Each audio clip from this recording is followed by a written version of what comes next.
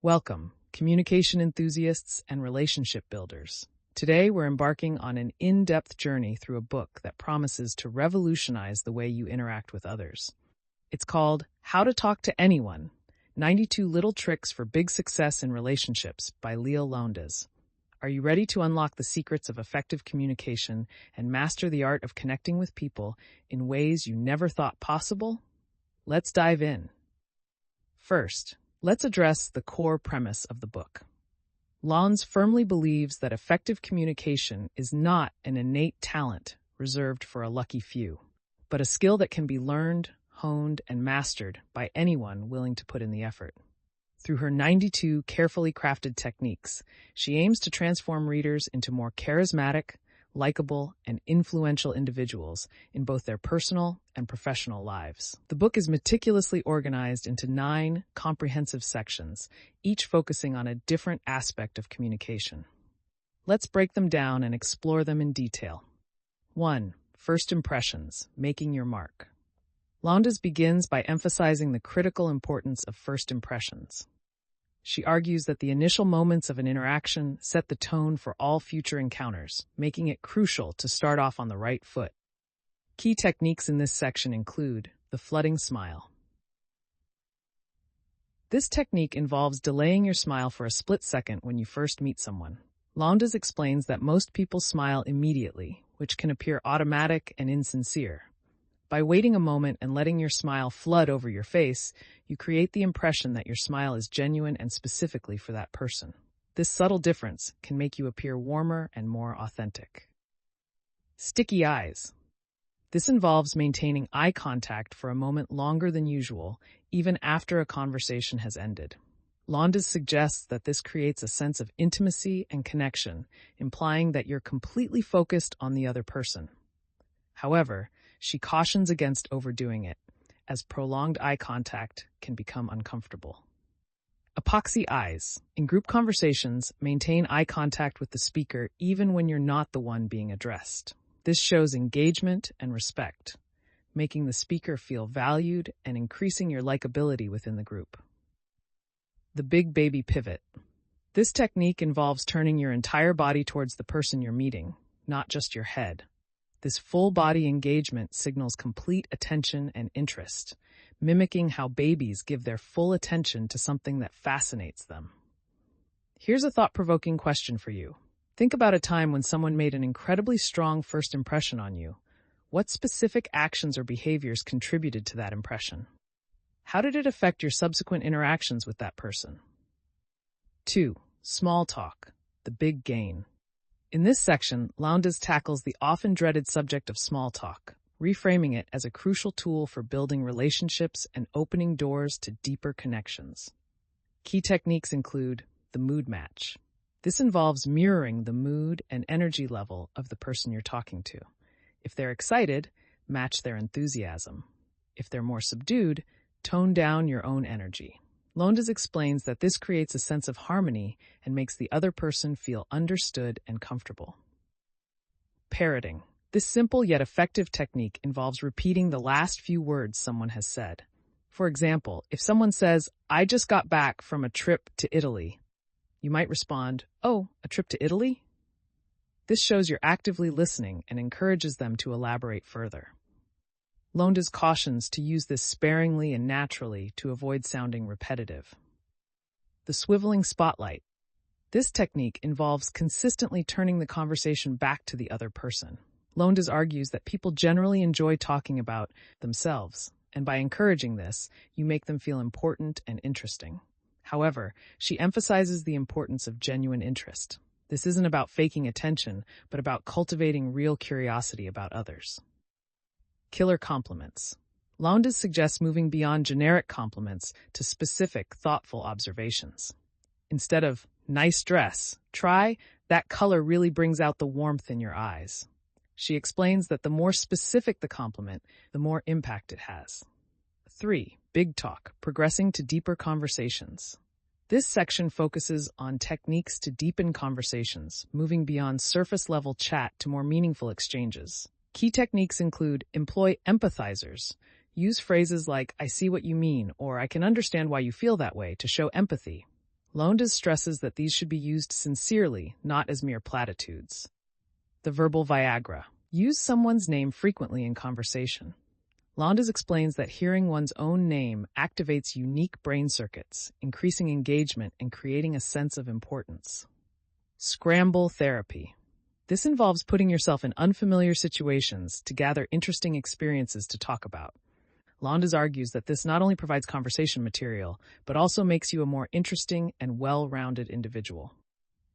4. Body language. The silent communicator. Lowndes emphasizes that nonverbal communication often speaks louder than words. This section provides techniques to ensure your body language is working for you, not against you. Key techniques include: limit the fidget. Minimize nervous movements to appear more confident and focused. Lowndes suggests practicing stillness, starting with short periods and gradually increasing duration. Hello, old friend. When greeting someone, act as though you're meeting a dear old friend. This involves a warm smile, open body language, and genuine enthusiasm. Lowndes explains that this can quickly build rapport, even with strangers. The Lone Ranger. In group settings, momentarily separate yourself from the crowd, e.g. taking a step back or leaning against a wall to make yourself more noticeable and intriguing. Number 5. Phone finesse. Mastering remote communication. In an age where much communication happens over the phone, Lowndes offers strategies to make these interactions more effective and personal. Key techniques include: smile when you speak. Lowndes explains that smiling actually changes the tone of your voice, making you sound warmer and more approachable, even if the other person can't see you. Traffic cop empathy. If you need to interrupt the caller, do so graciously by saying something like, "I hate to cut you off, but..." This shows respect for the speaker while allowing you to guide the conversation. The sneaky screen. When receiving a call, don't answer immediately. Let it ring twice before picking up. This gives you a moment to prepare and sounds less eager. 6. Party prowess. Navigating social gatherings. For those who find social gatherings challenging, Lowndes offers a wealth of strategies to make these events more enjoyable and productive. Key techniques include: munching or mingling. Don't try to eat and network simultaneously at parties.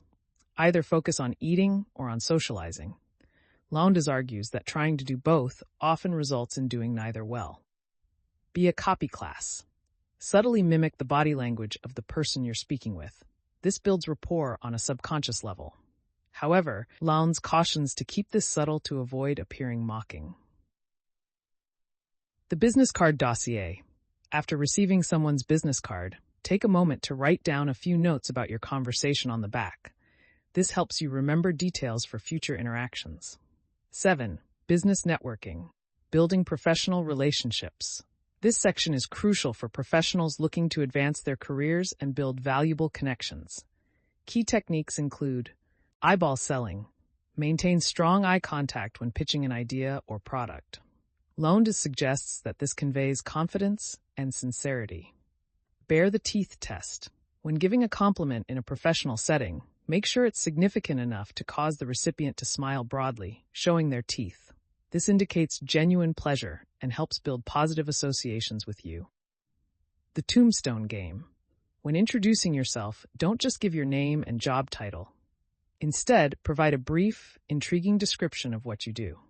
For example, instead of "I'm a photographer," say, "I capture people's memories for eternity."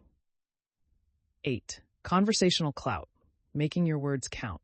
In this section, Lowndes focuses on techniques to make your words more impactful and memorable. Key techniques include: carrier pigeon. When sharing information, always explain why it's relevant to the listener. This increases engagement and retention. Broken record. Repeat your main point several times using different words. Lowndes argues that this ensures your message is remembered, even if the exact wording isn't. The exclusive. Share information as though it's a secret or exclusive insight. This makes the listener feel special and privileged, increasing their interest and retention of the information. 9. Negotiation ninja. Mastering the art of persuasion. The final section deals with advanced persuasion and negotiation techniques. Key techniques include: rehearse your ad-libs. Prepare and practice responses to likely questions or objections. This allows you to appear quick-witted and confident in negotiations. Lend a helping tongue. Offer to help articulate the other person's thoughts if they're struggling to express themselves. Lowndes suggests that this builds goodwill and can help guide the conversation in your preferred direction. The blank banner. In negotiations, occasionally remain silent after the other person has finished speaking. This often prompts them to continue talking, potentially revealing valuable information. Now let's dive even deeper into some of these techniques and their applications. The flooding smile. Lowndes provides a scientific basis for this technique, explaining that genuine smiles activate different facial muscles than forced ones. By delaying your smile slightly, you give your brain time to generate positive feelings about the person you're meeting, resulting in a more authentic expression. She suggests practicing this technique in front of a mirror to master the timing. Sticky eyes. This technique is based on the principle that extended eye contact increases the production of oxytocin, often called the bonding hormone. Lowndes advises using this technique judiciously, as cultural norms around eye contact vary. In some cultures, prolonged eye contact can be seen as aggressive or disrespectful. The mood match. Lowndes explains that this technique is rooted in the psychological principle of emotional contagion. By matching someone's mood, you create a sense of similarity, which is a key factor in liking and trust. However, she cautions against matching negative moods. Instead, she suggests meeting them where they are emotionally and then gently guiding the interaction towards a more positive state. Parroting. This technique is based on active listening principles. Lowndes explains that it not only encourages the speaker to continue, but also gives you time to process what's been said and formulate thoughtful responses. She suggests varying your responses, e.g., Italy, wow, or Italy, really, to keep the conversation natural. The swiveling spotlight. Lowndes ties this to the psychological concept of self-disclosure reciprocity. By encouraging others to talk about themselves, you create a sense of intimacy that often leads them to like you more. She suggests preparing open-ended questions in advance to keep the conversation flowing. Let's try an extended exercise. Think about your last 5 significant conversations. For each one, consider: 1. Which of these techniques did you unknowingly use? 2. Which techniques could you have implemented to make the interaction even better? 3. Were there any moments where the conversation stalled? How could these techniques have helped? 4. Did you achieve your desired outcome from the conversation? If not, which techniques might have helped? Take a few minutes to reflect on this. Pause for 20 seconds. Now, you might be thinking, this all sounds great, but won't using these techniques make me seem manipulative or insincere? Lowndes addresses this concern head-on in the book. She emphasizes that these techniques are tools to enhance genuine interest and connection, not to fake it. The goal is to become more attuned to others and to express your authentic interest more effectively. Lowndes argues that in many cases, we already use some of these techniques unconsciously in our closest relationships. By making them conscious and extending them to all our interactions, we're not being fake, we're being our best selves more consistently. Here's an extended challenge for you. Over the next month, try to implement at least one new technique each day in your interactions. Keep a journal to track. 1. Which technique you used. 2. The context in which you used it. 3. How it felt to implement. 4. The response you received. 5. Any insights or reflections on the experience. At the end of the month, review your journal. Which techniques felt most natural to you? Which had the biggest impact? Were there any that didn't work as well as you expected? Remember, mastering these skills takes time and practice. Don't be discouraged if it feels awkward or unnatural at first. Like any new skill, it will become more intuitive with time and practice. As we wrap up this extensive exploration, consider this. What if many of the barriers you've experienced in personal and professional relationships could be overcome with improved communication skills? What opportunities might open up for you if you could connect more effectively with others? How might your personal and professional life change if you could consistently make great first impressions, navigate small talk with ease, and guide conversations to deeper, more meaningful levels? How to Talk to Anyone suggests that by mastering these communication techniques, you can dramatically improve your relationships, your career prospects, and your overall quality of life. It's about more than just talking. It's about connecting, understanding, and influencing in positive ways. Londes emphasizes throughout the book that these techniques are not about changing who you are at your core, but about presenting your best self to the world. It's about removing the barriers that might be preventing others from seeing your true value and personality. By improving your communication skills, you're not becoming someone else. You're becoming a more effective version of yourself. In conclusion, How to Talk to Anyone offers a comprehensive toolkit for anyone looking to improve their communication skills. Whether you're an introvert looking to navigate social situations more comfortably, a professional aiming to advance your career, or simply someone who wants to connect more deeply with others, this book offers valuable insights and actionable strategies. Thank you for joining me on this extensive exploration of how to talk to anyone. I hope these ideas have given you a wealth of new tools for your communication toolkit and inspired you to approach your interactions with renewed enthusiasm and skill. Remember, every conversation is an opportunity to learn, grow, and connect. Here's to becoming the most engaging, charismatic, and authentic version of yourself.